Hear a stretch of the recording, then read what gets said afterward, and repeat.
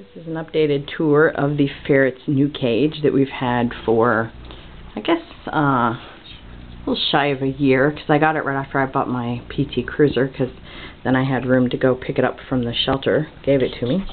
And it's a really cool cage. It's the Quality Cages Ferret Mansion. It's in 3 sections that connect together. And then each section has its own loft and a nice big door. And then the lofts have a ramp, which actually this is kind of in the way right now, but Ban's like, I'm sleeping. I'm sorry, that's Jack. But it has a little ramp here that you can lift up. Sorry, as I dump him out of the hammock. And that way you can separate off the layers, the levels. So, like for the shelter, it's great because they can house different ferrets, or they can have, if they have ferrets there that they're boarding, they can have complete separate rooms for the ferrets. And even if they just have one level, it's still plenty of room if you only have a couple ferrets in there. And there's plenty of ways to configure your hammocks and stuff. I put a little small, kind of a single person hammock right here, or single ferret hammock I should say. And then I just bought these stick tiles from Lowe's. They were only like, I don't know, maybe 50 cents a piece or 60 cents a piece or something. And then I just cut them with an X-Acto knife to fit. And so it makes nice solid floors.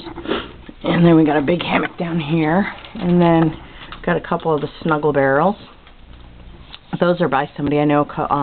She has a website, creationsbyangie.com. Creationsbyangie.com. And she makes these little barrels. They're made out of a plastic. It's like those jugs you get at, you know, Costco and whatnot that have pretzels and stuff in them. And then what she does is she sews 2 different pieces of fabric. And one has, let's see if I can fix this with one hand and the camera. But this one piece is fleece, and it has elastic around the edge, so that goes on the inside. And then the other piece of contrasting fabric goes on the outside. And now I gotta try to get this back in the cage. So it makes it really easy to clean them.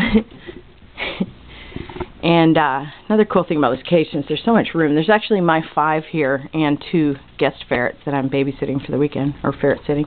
But it gives you plenty of places to put food and water. We've got food and water here, we've got a water bottle over here, we've got food and water up here, we got food and water up here.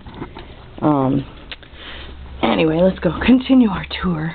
So then you go down to this level here, and this is, I just have a cute little caterpillar bed.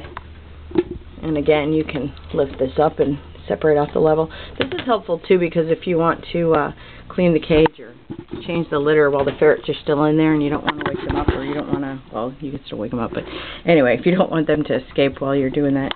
And then what I do, common rule with ferrets is have every corner have a litter box. So on this lower level I have 3 of them.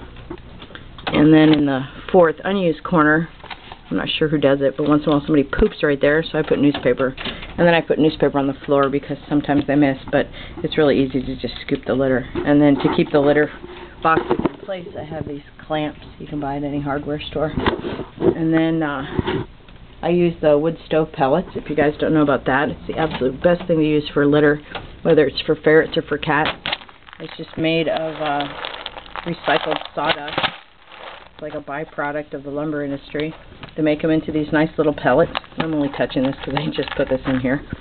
And then as they get wet, they just break back down into sawdust. They totally neutralize the odor, and they absorb the moisture. And then, like with all these guys, I dump it out like every 3rd day. I'll scoop the poop daily and then dump the pans out entirely. But for the cats, it's only, you know, their poop isn't so gooey like ferrets is, and I don't have 5 of them using this few boxes. I have 3 cat boxes in the house, and they I dump them entirely like once a week.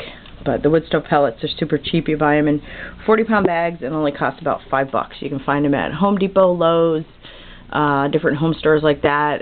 If you're in a northern climate like I am in the Northwest, you can find them at grocery stores when it's colder out. And year-round, you can also find them at farm and feed supply stores, because horse owners will put them in their stalls because it helps absorb the odor and the moisture. Okay, that's our lovely little tour and the tip about wood stove pellets. And, oh, we forgot the upper. There's another upper loft here that, oh, I guess I did look. But there's Sassy. Say hi, Sassy. But yeah, it's a really great cage. Definitely recommend it to anyone. It's also very secure. Unlike other cages, it's little squares that there's no way any kind of ferret could squeeze its head through there. The doors are also huge. Right here on the big doors. So you can fit any kind of huge litter boxes, barrels, beds, whatever, and easily get in there to clean it. There isn't a square inch of this cage I can't easily reach. Quality Cages Ferret Mansion.